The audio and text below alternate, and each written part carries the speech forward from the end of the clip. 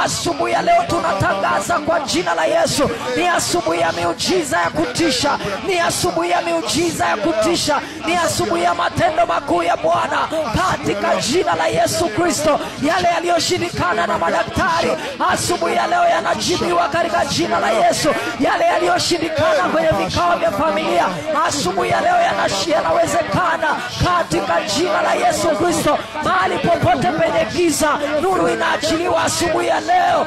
Ora baba rekabarata labako, tunatuma moto, tunatuma moto, tunatuma moto, tunatuma moto, tunatuma moto kwenye eneo la biashara, tunatuma moto nyumbani kwako, tunatuma moto kazini kwako.